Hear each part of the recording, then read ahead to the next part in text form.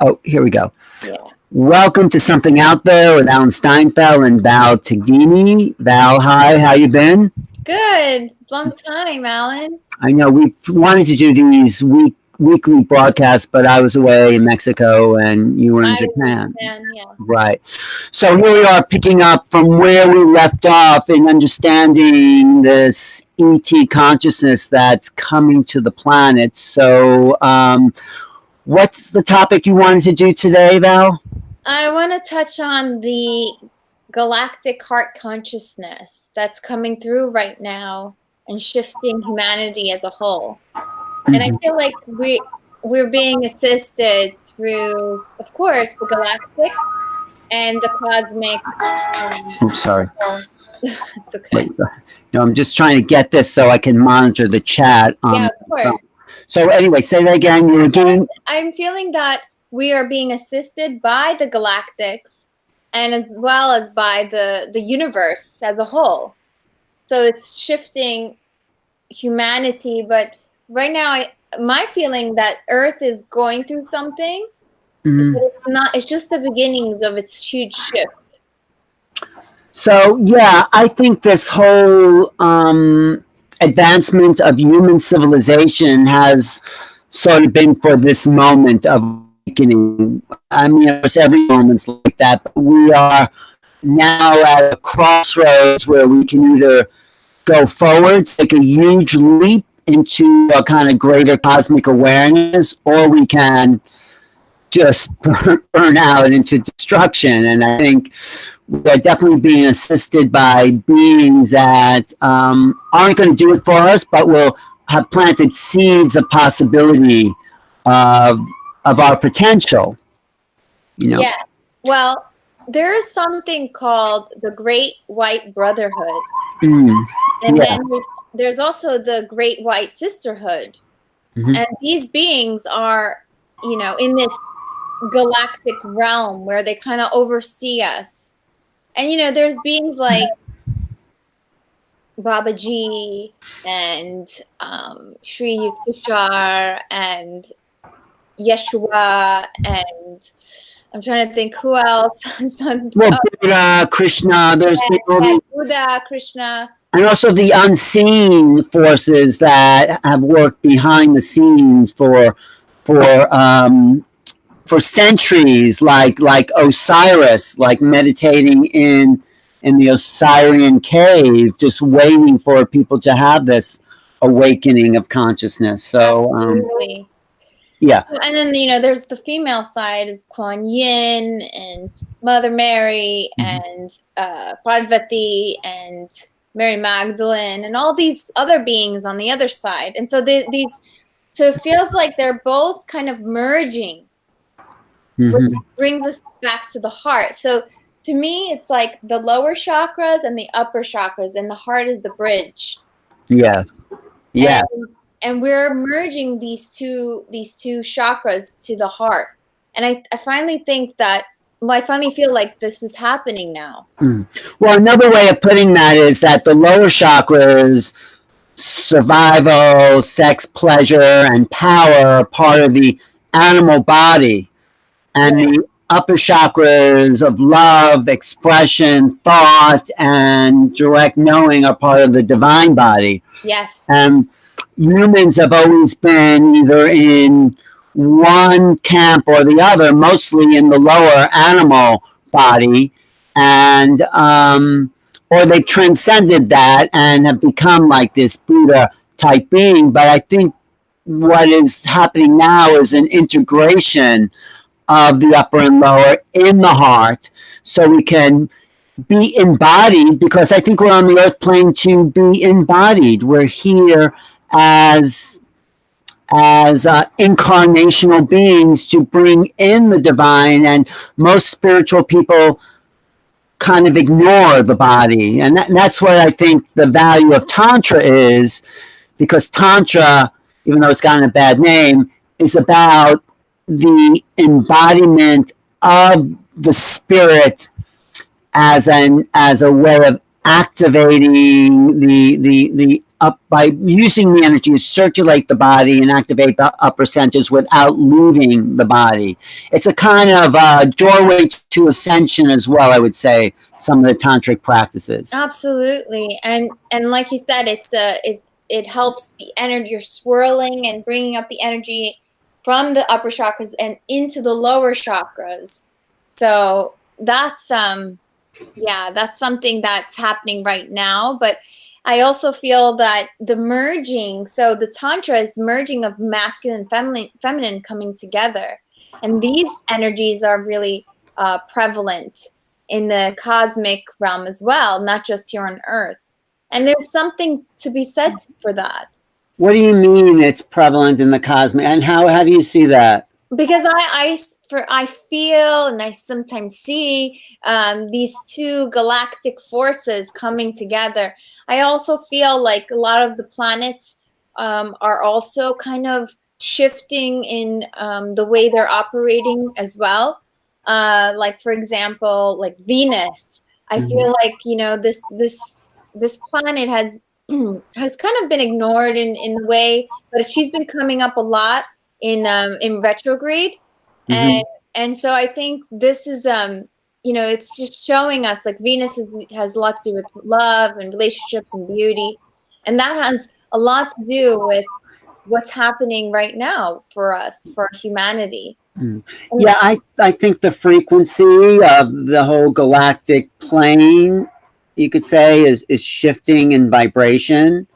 I think beings are wanting to elevate us. I think the forces that have been keeping us at a low level are now coming up for exposing itself to these lower, for seeing it for what it is, a kind of trying to keep humanity at a certain mind washed level of unconsciousness, you know, and the more we create technology, the more that technology can enslave us if we're not careful about how we use it, you know. Yes.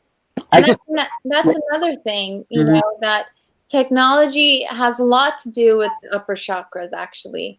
And, you know, we're starting to ignore the earth plane in a way where, you know, we need to reconnect on a human level by touch, by going into nature. We're ignoring that, and we're becoming way upper chakra, you know. So that's the heart. The heart is the bridge that connects these two, that we can align these kind of technology and the earth and nature into one in the heart. So the heart sort of grounds the upper chakras. It's sort of the grounding point of the divine aspects, because without the heart, we're just sort of spaced out. But if we ground through the heart, that connects us to each other and to humanity, to our bodies, to existence. Yes, and actually the heart is what connects us also to beings in, you know, in interdimensional beings. And people always think like third eye, but the heart is what really brings in those benevolent beings that you really want to connect with. The more you just focus on the third eye, you're just going to get anything. But if you focus on the heart, then you're going to get those heart-centered beings. I mean, when we say focus on the heart, it's the focusing on the love, the capacity to love, the capacity to express love. Is that what you're saying? Yes, love, compassion, empathy, openness, oneness. And so how do you connect to the heart? How do you bring that into your awareness? Well, most of the time it's so simple. It's just like a touch, you know. If I want to get heart-centered, I just put my hands on my heart and I just take deep breaths and I breathe through my heart chakra. And, you know, people think like, how do you do that? Like, skin breathing is quite simple. You take kind of these deeper breaths through the skin, and then you're activating that heart chakra. And do you emanate, when you do it, I'm asking, I mean, everyone does it in their own way. Do you actually create or visualize a feeling in there, or Well, you some just feel? people can visualize the Merkaba, which is, we all have the Merkaba, and that's what I actually do. I activate people's Merkaba, and we all have the Merkaba in our hearts, which connects us to the galactics. Right. People don't know what the macabre is. I would say it is the intersecting tetrahedrons that surround our bodies that spin our field to bring in the awareness of the present moment. Yes, and it creates this magnetic field around us, like a toroid field. Right. That expands us and connects us to all, which is amazing. And so that Merkaba is what connects us back into our true selves and into our higher self. So when you focus on that, it spins that macabre field even faster, because that the heart is the center of the torsion spin. So by focusing on that, we increase our fields, and it allows us to expand out more to connect with others as well. Yes, and in creating that oneness. And once you have that oneness, that's when these interdimensional beings start showing up for you. And because you're connecting from the heart, they will meet you there. Who will meet us there? I lost you for a second. I said the interdimensional beings Oh. will meet you there because you're connecting from here. Are they all those interdimensional beings? Is a question I have. Maybe some other people have it. I mean, I can ask a question or say, do you think all the interdimensional beings are heart-based beings, or are there some that aren't? No, I don't think all of them are. I think some of them are very third eye. Mm-hmm. There, and so that's why, I think it's dangerous to connect just from your third eye. So by spinning the heart, the Merkaba from the heart place, we bring to us those beings that are on that vibration, I think is what you're saying. Yes. Okay, I get that. So that's the importance of heart-based focus, because that's the vibration you want to put out. Because if you're just vibrating from, let's say, pure consciousness, there's lots of intelligent beings that are not necessarily heart-centered.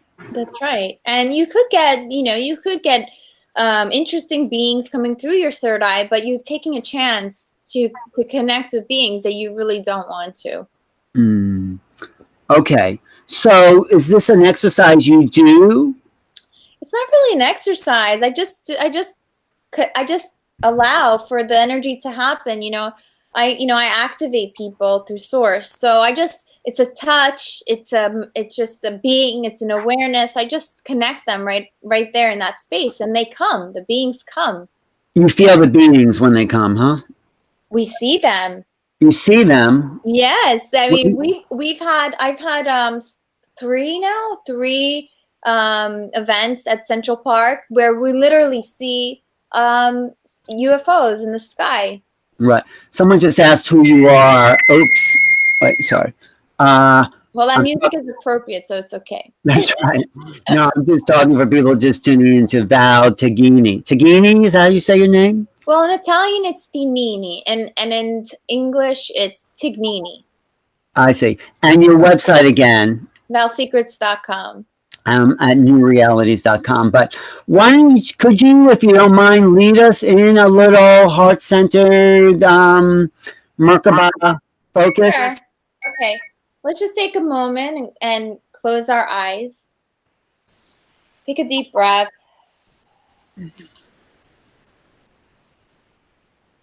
Okay, I want you to put your hands on your heart. Feel your heartbeat. Take a deep breath. And now slowly remove your hands from your heart, but still keeping them around the heart.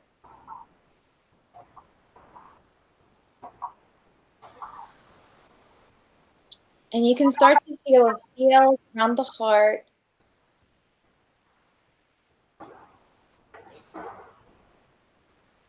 Now I'm going to be sending energy to your heart. Some of you might start to feel emotional. Some of you might not feel anything at all because of your block. But still continue to breathe through your heart. Some of you might actually feel the energy in your throat instead of your heart. And just keep removing the hands from the heart. And now I want you to release the hands and start to feel around the heart, like a field around the heart.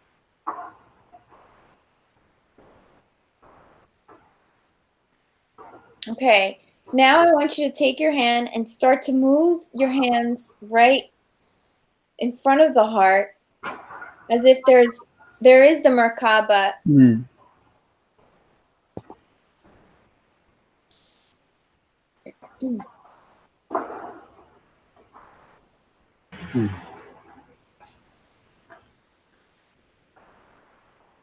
So now we're heart centered. It's really simple.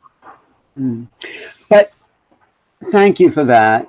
How do we then deal with people in the real world out there who are, triggering us? We forget, it's great in this meditation, but, how do you deal with that when you're talking to people that aren't in that place? How do you remember? Well, sometimes it takes, a moment. So let's say the person says something to you that's not pleasant, and then you feel triggered, you have a reaction, and you actually have it. You actually go through the reaction that triggers you. Watch yourself. As soon as you start to feel constricted, you know that that's not the place of the heart. And so you just expand and just let it go. You either walk away or you just say, I'm sorry, this is not from, this conversation can't continue like this. It's really difficult, I know, but this is where we've come to. But we also have to acknowledge our feelings of, let's say, anger, resentment, frustration, anxiety. I mean, Yes. those are the triggers. Those are the triggers, and we can feel them, but we don't have to be, I guess, attached to them. We don't have to hold on to them. We don't have to. I mean, we don't want to deny that either, but we don't have to indulge them. Right. You can go through it. You can actually have those feelings come up, go through it, and then let it go. Meaning, let whatever you feel be said, and then say, you know what? I realize this is not the way I want to be. This is not how I want to react. I'm going to walk away from this conversation. Right. And be with those feelings, because we're still human and we're still having human reaction. But getting back to our subject of ETs, what do you think? What do you think they want us to do if there is a day? Like, what are they asking us to do in our evolutionary process? Yeah, I mean, my feeling is that we need to start shifting into the oneness, where we actually start feeling people more than just, not only just empathizing and having compassion for people, but literally feeling people. Where, like, I could be sitting next to you, Alan, and now I can feel, your pain in your body. Not that I'm taking it on, but I actually feel the pain in your body. Right. Well, that's what I think we're evolving into. That we can feel each other's pain and joy. Yeah, and we can both do that. What's that? We can both do that. We can do that, and I think, in a way, it is about taking it on, but not getting attached to it. I think if you can feel it, you can help it. If the person wants to be helped, if they want to be free, that's the point of it. And the idea is to not let it stick. Right. So if you're feeling someone's pain, you're helping them ease that burden, but you also can't be attached to that Right. And we have to be able to let it kind of go right through us in a way. So you feel it and it just kind of comes through and you acknowledge it and you let it go. But I also feel that we need to start communicating and operating from a place of trust. So, for example, if I'm going to tell you something about myself that I feel like I don't want to tell anybody, I have to communicate that with you, that I have to trust you. yeah, well, first we have to learn to know what we're actually feeling, because a lot of times people don't even know what they're feeling. That's part of navigating the human dimension. That's true. So there's probably a reason why you don't trust. I mean, there's probably a past, something that not you or people, because I think our natural instinct is to trust. Our natural instinct is to love, you know. All these things are overridden because of our history and our education, our upbringing. And so if we can go back to that natural state of trust and love and beauty and appreciation, I think that's where we need to go as a planet. And we're working through these karmic patterns that have been a part of the human condition for these last couple of thousand years. Oh, more than that. Right. Way more than that. But yeah, so that, and then so that we have to deal with, how do we start communicating with trust, and then also trusting the divine will? Mm-hmm. You know, an allowance and surrender to the divine. Right, but like I said, I don't think it's about getting out of the way, because our natural instinct is to trust. So what you're asking, I think, is how do we overcome our human conditioning? Yes. I'm not saying that's easy, because we all have it, but I think how do we? I think we have to sometimes risk the trust, you know? Yes. Even after we've had some experiences that didn't work out how we wanted it to. Yeah. So that might be something you're working on. Yeah, it's true. You know, one thing about our relationship, Alan, is it's been very much in the upper chakras, and you know, but the thing is, it's starting to shift. You know, it's starting to shift because I feel a lot of heart energy with you. I feel like oneness with you many times, and we've actually experienced that. Where I've been in Japan, and you're like, "Are you doing a session right now?" And I'm like, "Yes." And it's fascinating how we've integrated, and it just goes to show you it is possible. And you know, that shift, you know, you don't have to be in your lower chakras with everyone, but the heart chakra is the key. I'm just reading a chat here by Omar. Says, one thing that I've noticed personally that makes me question what people are expressing is how certain beings blink 100 times a second. Clearly, they're not focused on the present. So anyway, I need to take away from what you were saying. That just came up on the chat. But just getting back to our connection is that I think, you know, doing these shows and connecting aligns our vibration so we can become more of a singular consciousness. And I think everyone listening, everyone who's kind of trying to uplift this planet are moving more into that oneness. And so feeling each other is easier. I'm just reading that question. Oh, wait, one more question. I don't really care if beings have vertical slit pupils, teleporting, mind reading, mimics is shared when interacting with these beings. Mostly they feed off your perception. I don't know what to do with that comment. But this oneness is where we want to go as our evolution. And that, I think, will bring in what you're saying about the heart chakra. the heart center. Yeah.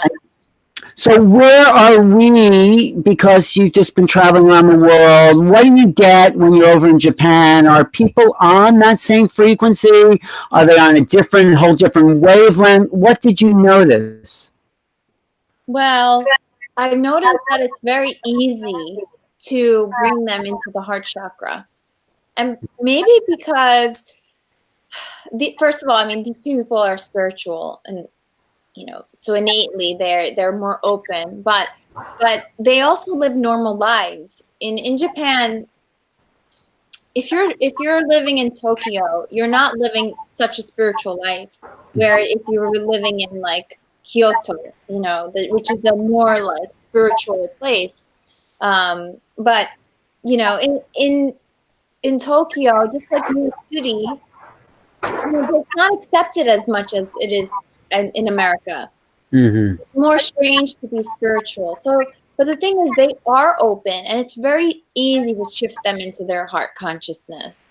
There's a video of me, and I'm doing something like I'm just standing there, and they all hugged me, and they started doing all these sounds and things, and I mean, hugging me and humping my leg. This is in Japan, the class you were teaching? Yes. But you can feel the energy of their hearts. Nice. Which I feel like it's possible, to have that experience here in America, let's say, or somewhere else. But it's a little different there because I don't know. You have to watch the video to see what I'm talking about. I will watch the video. Maybe we'll post it next. I wonder if I can play. Yeah, I can play, I think, videos here with a screen share. But so you're feeling like because society's more repressed, but the individuals are at the frequency. And that's probably true in lots of places where tradition has overridden the kind of freedom people desire. I think that's what's good about this country is that we don't have a tradition, or at least, I mean, we may come from family traditions or local traditions, but tradition isn't as enforced as it is in other places. I mean, that's a good and bad thing. Sometimes it's nice to have tradition, but mostly it's an old place, I think. Yeah, I know what you're saying. Usually, bogged down by religion. But what's really beautiful about Japan is that they follow mostly I'm drawing a blank. Not Zen Buddhism, but one of those Buddhism. Actually, it's Shintoism, which is really that God is in everything. Mm-hmm. God is in everything, and of course they have Buddhism, Zen Buddhism, Hinduism, Christianity, Judaism. They have all of these. Even Islam. They have all of these, but a smaller percentage. But the Shintoism is beautiful because they see God in everything. They say God is in everything, which I think is amazing because it keeps the spirituality there, but also keeps it open. Well, that is the original religion, I think, is seeing God in everything. Before we had this ego mind, there was no separation between us and the world. And we kind of like merged into existence as not even a consciousness of God as everything, because that's already separate. In the consciousness, just pure oneness. I just saw the movie 2001, A Space Odyssey. It was the 50th. Oh, yeah. Have you seen that recently? No.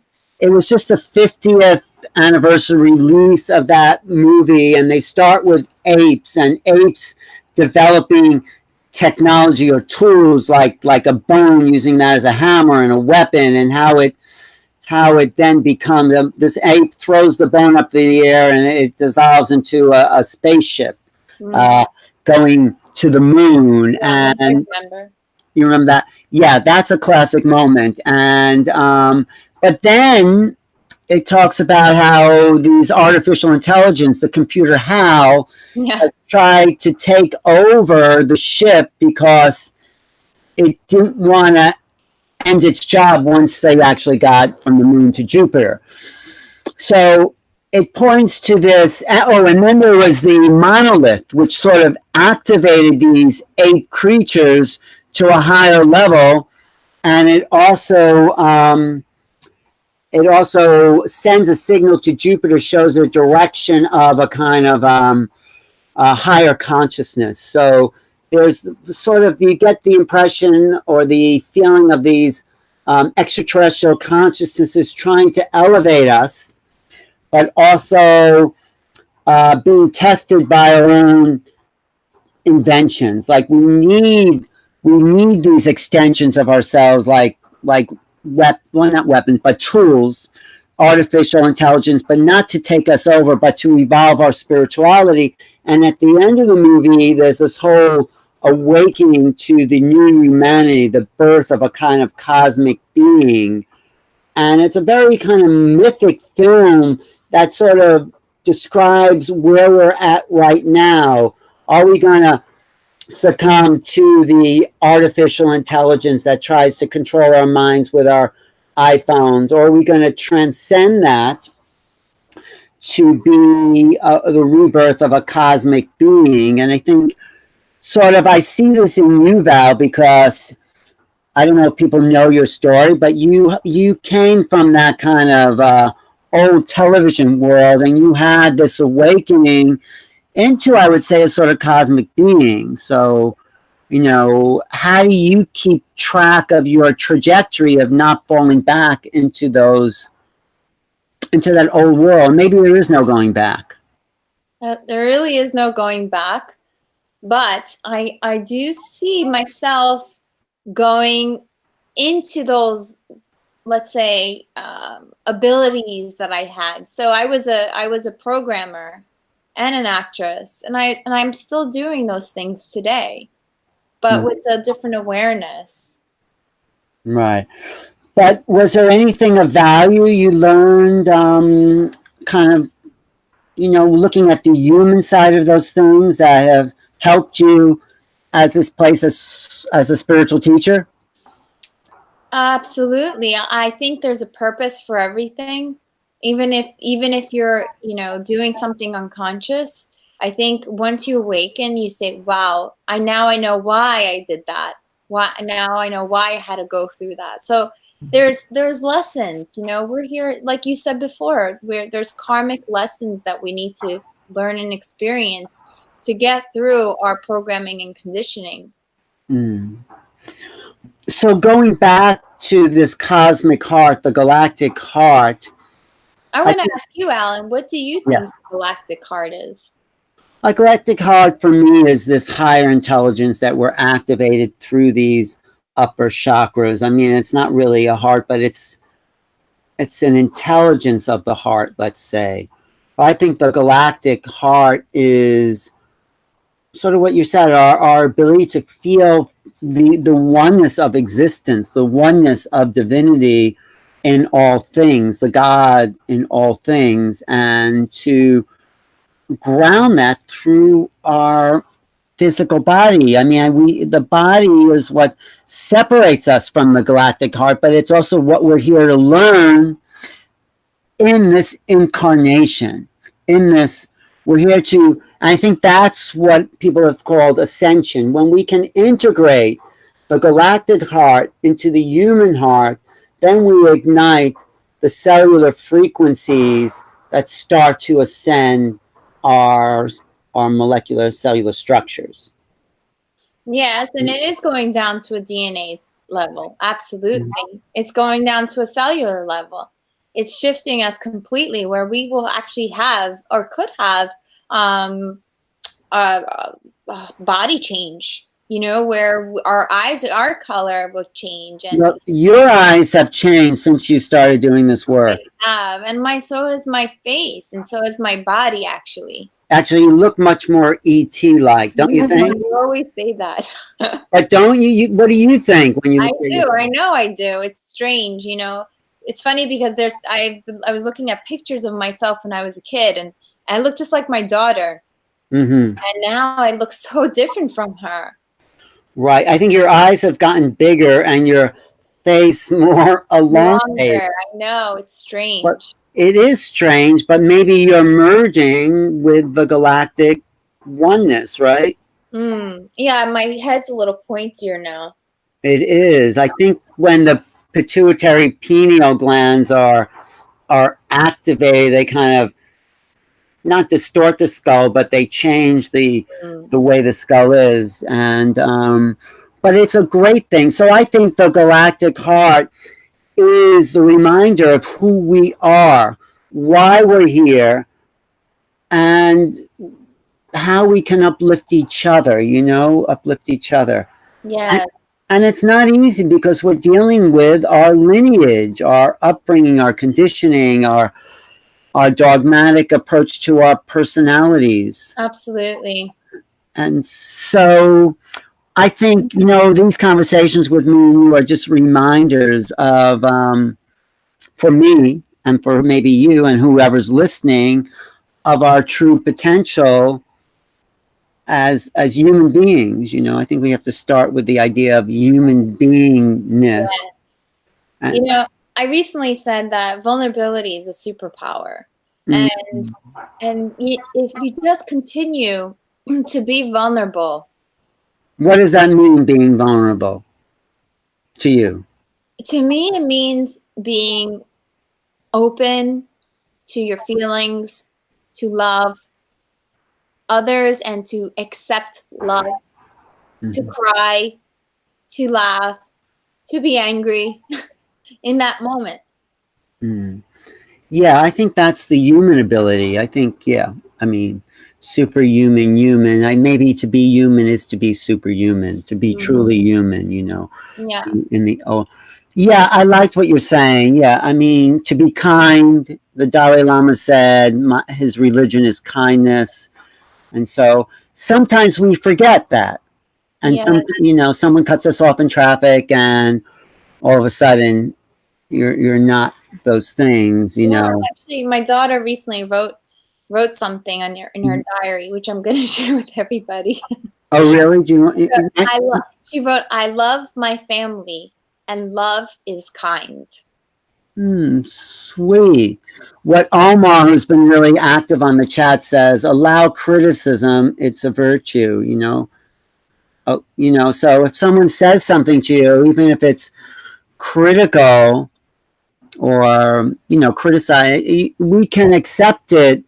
This is not easy to do because we're immediately defensive, but we can accept it as what is that person seeing that maybe Yes. can Yes. help me see more of myself. It could be a conscious or an unconscious criticism, but it's up to you to first take it in and then you know actually see where that is hitting you. Right. My teacher, one of my favorite teachers, Paul Lowe, says, even if 1% of that is true, let yourself have that and see what you can do to evolve, Yes. yourself. But let me just want to get these chats and Yeah, you had a text message. oh, you did? No, you did. Oh, I got a text message with Moldier. Wait. Stargate technology that will deliver streams of light energy upon the grid of the world, eventually bringing an inversion to the Earth magnetically that will populate and propagate two worlds that will become one with those migrating to the next sphere. The Stargate effect has been preferred alternative, replacing any timelines representing any solar blast or ignition to propel Earth forward. If you are interested, anyway, I'm not sure about that either, but I do think as we reach these other levels, Stargate technologies, if you want to call it that, or timeline possibilities, like I saw you, Val, shift out of your old timeline into a new timeline. I was there. Yeah, you were there.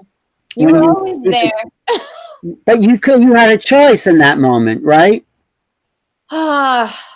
Yes. You could say, I mean, I want to say no, but I remember I just said, I'm going to let this happen. But you could have said, like maybe some other people, I don't want to say that you know in your family, probably said, this is too weird. I'm not going to let this happen. Yeah, no, I'm attracted to weird. So But it wasn't even weird. It's like, so in a way, yes, you didn't have a choice, but in a way, you did have a choice. And I think at that moment, the timeline shifted. yeah, it seemed like I had a choice, and I said yes in that choice. But in reality, I'm not sure if we actually do have a choice, because I knew I had to be here in this time, even How do you know that is what I'm asking you. because when I can see in the future, because I can see in Akashic records, when I see in the future, it's already there, it's already written. But back then, whenever that awakening was, Oh, when was yeah. that, 12 years ago? 10 years ago. 10. You were you able to you just trusted? Is that I mean, just I'm just asking this because other people watching or Yeah. are sometimes faced with that choice where the unknown calls them to something new and undefinable, or the choice to not go forward, which is Yeah, okay too. yeah, I mean, that's a good point, Alan. I think, whatever took over me, I wasn't scared of it. It Mm. felt familiar. And maybe some people, they let their conditioned mind take over. I just kind of said, this is familiar, and I'm going to go for it. Right. And for people who don't know exactly what happened, how could you describe at that moment what your activation was? Well, it's a Kundalini awakening. So some people Well, let me experience, describe it a little bit yeah, because okay. I mean, the first thing that I experienced was blackout. So kind of like I had no thoughts in my mind. Then heat started rising from my toes into the rest of my feet, and it was rising up through my legs, like burning heat, but not uncomfortable. And then I started shaking. I started shivering. And I was like, whoa. And I can remember myself saying, like, whoa, what's happening to me? Why am I shaking? What is this heat? I never felt that before. right. And I never heard of it before either. I never even knew that this was possible. And it was, I never meditated before. So I didn't know any of this stuff. And it just kind of took over. And then it started working in my first chakra. And then I started seeing, like, when I was born, and then when I was a kid, and how I dealt with my siblings, and how I dealt with my parents, and all. It's kind of like a near-death experience, but you're still in the body. Mm. And this was sort of a galactic activation. You were being Oh, activated. absolutely. It is a galactic activation, because then I started interacting with interdimensional beings, which to me, Yeshua is one of them. Mm-hmm. And he started to activate my heart chakra, and that's when I started to feel the oneness. Mm. That was the first time I felt oneness. So you went with this, and it just sort of changed you and evolved you. But I mean, it also was activated by someone transferring energy to you, which now Yeah. you are doing to other people, which is so amazing that you can pass it on. Yes, yes. I mean, that's how it works. I mean, we're all here to kind of pass it on, pass it on. It's kind of like tagging each other and Right. go get somebody else. Some people are meant to do mass, and some people are meant to do one-on-one. But it's happening. We're in that stage now, Alan, where we're in that era of the planet where humanity is shifting, and we're going to be able to do things that are, some people think it's like a sci-fi movie. Like, what do you mean? Oh, well, just what happened to you was sort of a sci-fi movie, actually, wasn't it? Yeah. I mean, think about like when the two Syrian beings came into my bedroom. Well, I know you told me that, but I don't really know. I mean, yes. I mean, And maybe what that happened? save that for I mean, I think I talked about it in Yeah. a previous podcast, so people can look into that. But then, the diamond consciousness, what the Syrians gave me with the diamond consciousness, and I think I talked about that in the previous podcast as well. Mm-hmm. But it seems with people like you and our friend Allie Storm, who also was activating in a kind of in a similar way where the energy just kind of came right through her. Awakening is happening. The galactic heart, whatever you want to call it, seems, I wouldn't say unstoppable because you can't stop it, but it seems to be part of the destiny. Yes. And it's accelerating. Right, right. You know, people that had to like do all this spiritual stuff for 10, 20 years, all of a sudden all these people are just popping up out of nowhere. Like I said, I've never even meditated before, and I'm there. Right. Well, that is interesting. I think that is an example of the planetary acceleration because, right, or people would have had to meditate Kundalini yoga for 50 years before they had what happened to you in that one moment. So I think all the work of all those yogis and mystics and psychics and intuitives have helped to fuel this awakening of the galactic heart. Yes, I agree with that. And it's happening more and more to a lot of people. But I also feel like I feel like all the souls are kind of occupying the planet right now. We're full capacity on the planet with the human race. And many people that have had the experience of being quote unquote masters or enlightened or an ascended being are here now to continue to activate those people. So you kind of just like wake up out of nowhere and have you're living this life, you're sleeping, and all of a sudden you wake up out of nowhere and you're like, oh, I'm this person now, I'm supposed to touch people. Right. But just I have to say, I think we also might be living in a bubble. I mean, people listening and watching, because sometimes you meet people out there who definitely have no idea of anything we're talking about. And so but I don't know if anybody who wouldn't resonate would be watching this. Right, they're probably not watching that, but don't you meet people out there, wherever they are, that are just sitting home watching the football game, drinking beer. Not that there's anything wrong with that, but yeah. I don't know. I don't know how to reconcile. I guess my question, I don't know how to reconcile these two worlds. Like most of my family, they're well, like, I have to say that there is a split society, that there are selected beings that have the ability to awaken and to access their higher abilities and full potential, and the others are not. Now, I know it sounds segregist.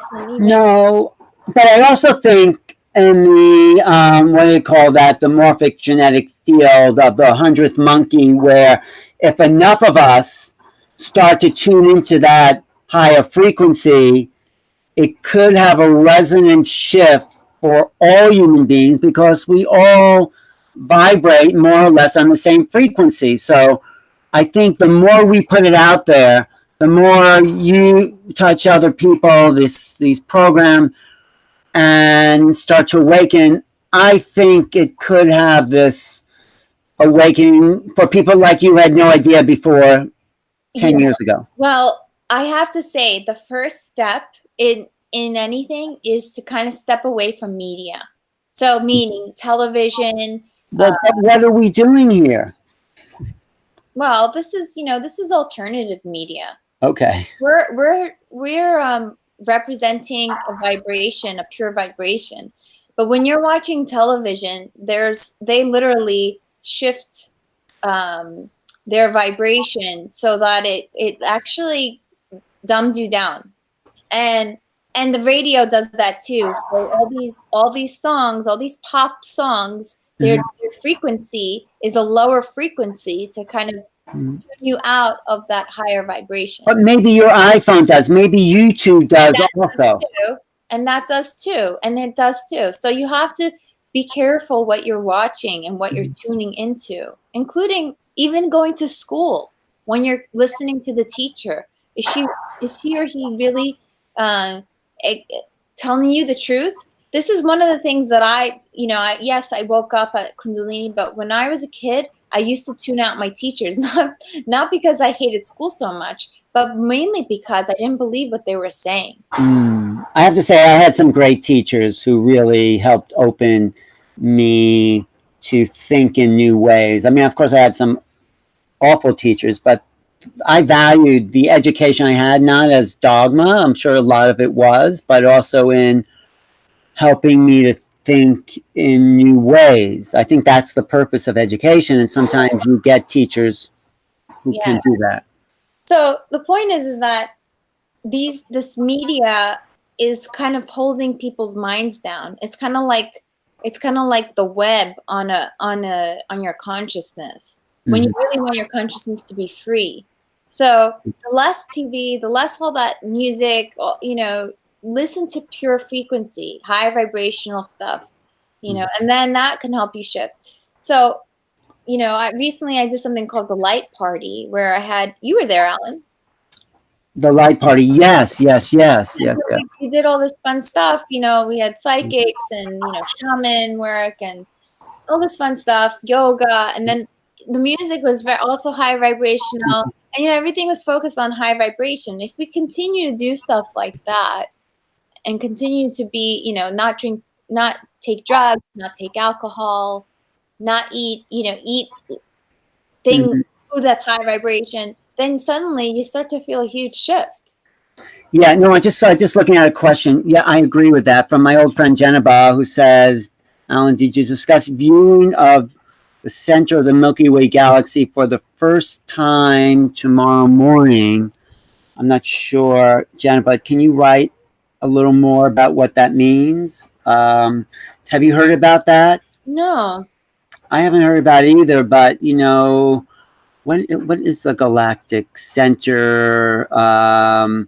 Is usually, they say 27 degrees Sagittarius, and now we're I don't know. Well, maybe she'll write some more about that. Okay.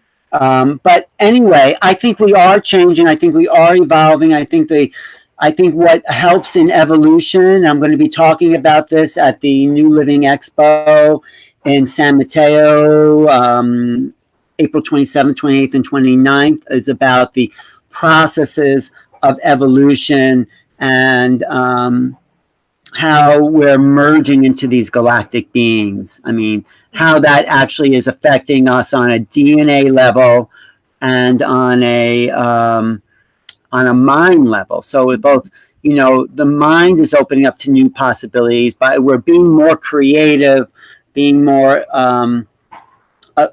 we're able to tap into new art forms, I think. And that's also, I feel, how we evolve. But on a DNA level, yeah, we're being accelerated, like what happened to you, for sure. Yeah. So on May 17th, tell us what you're doing. A dream time session in New York City, where basically we all sleep in the same room in sleeping bags, and I work on people's mind consciousness while they're dreaming, and then in the morning we share what happened, and then the energy continues. So a lot of people, like, I have had a guy that had diabetes, and the next day, he said that from that day on, he never had diabetes again. And then, other people, like, had galactic beings come to them, divine, well-known beings, all kinds of stuff happens. It's amazing.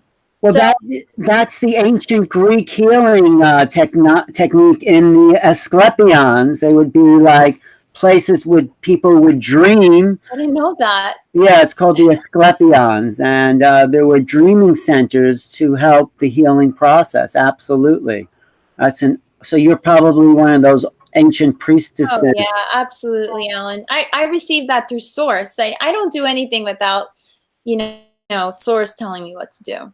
Right.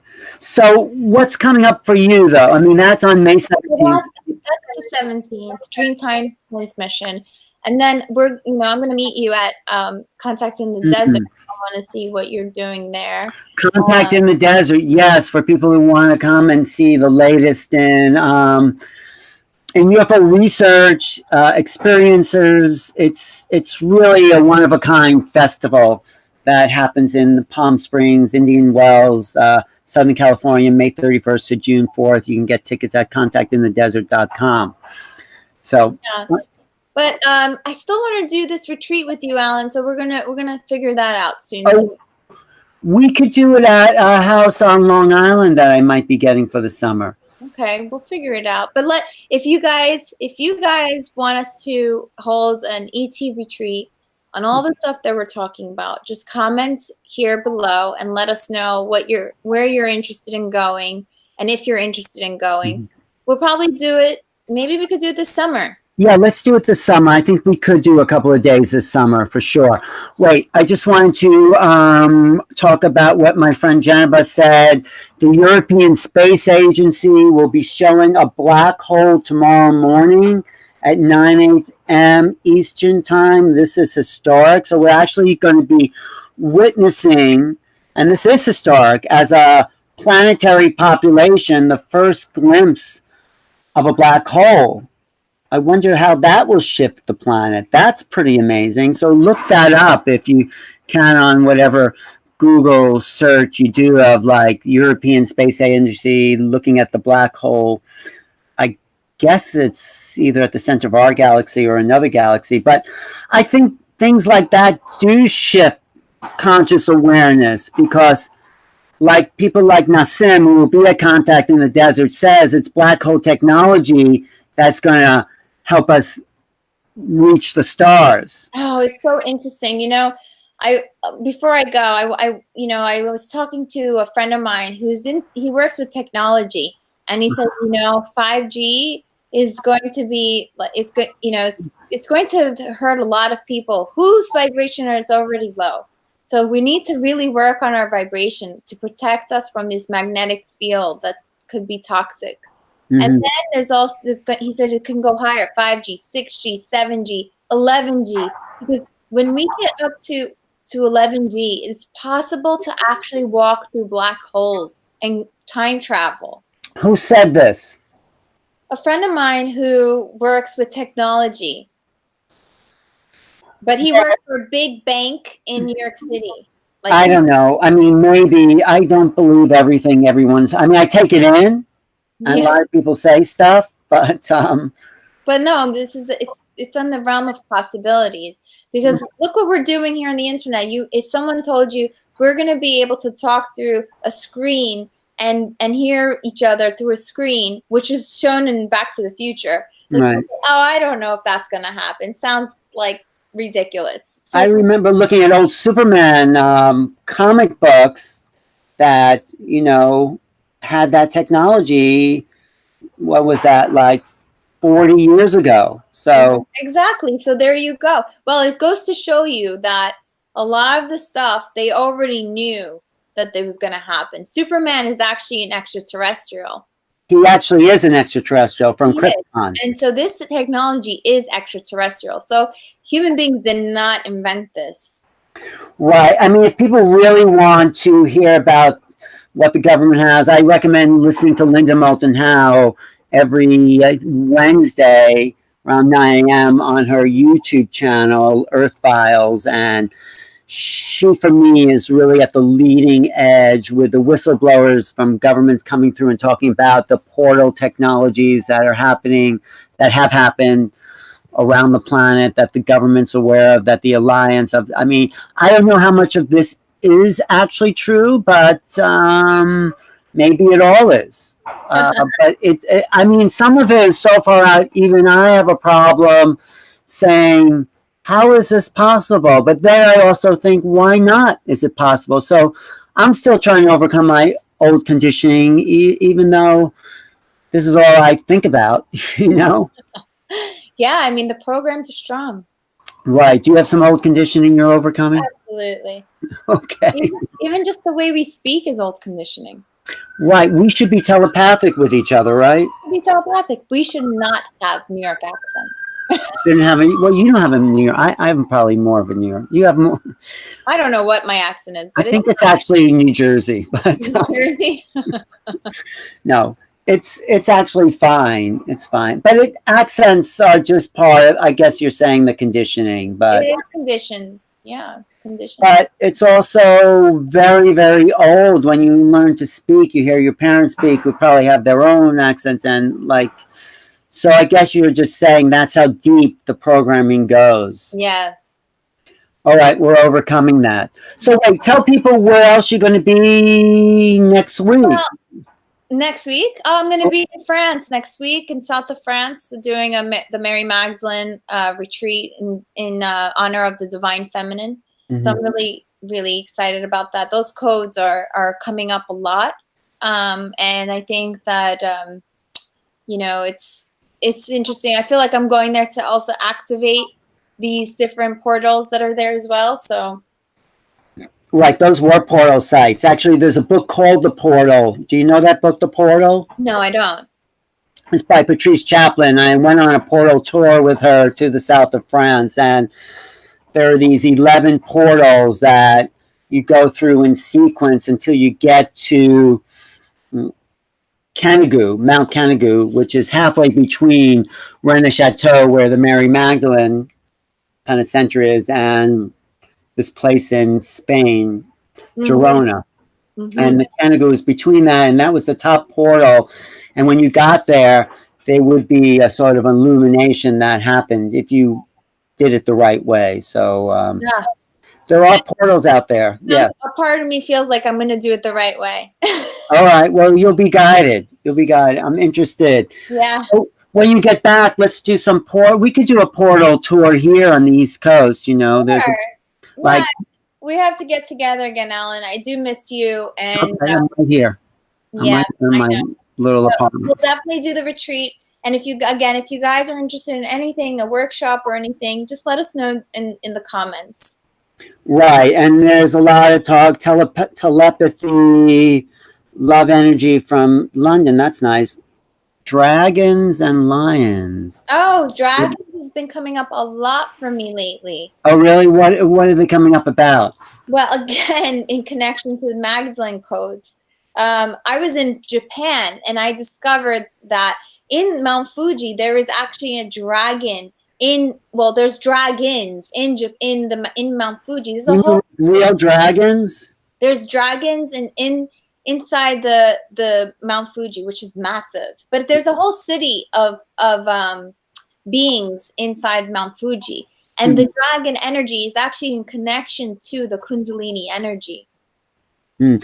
Yeah, there's also dragon lines that run throughout the world that part of that energetic frequency of portals, of connecting portals. And there's also the Ring of Fire, which is also the dragon energy. The Ring of Fire is in the Pacific Ocean, all along the perimeter of the rim, the Pacific Rim. That's right. So dragons are coming up. Magdalene, there's a picture of her in Glastonbury, and she has dragons coming out of her body, which they say is the 7 demons. But the funny thing is, there's only 6 dragons that are coming out of her body, and they forgot the other one. This is Mary Magdalene in Glastonbury, you said? Yes, in Avalon. And so these dragons represent the again, going back to Japan, because I'm writing a book now about her, and I'm writing this book that she and Jesus, Yeshua, were in Japan, and they actually brought some of this information back with them. I don't know how those people got around so much. You know, they got around. They were in Ireland and Scotland. You know, the American. I mean, I'm always worried. I mean, I'd like to say, okay, great, but okay. Yeah, I mean, they were really young, so they had plenty of time, and then they had boats.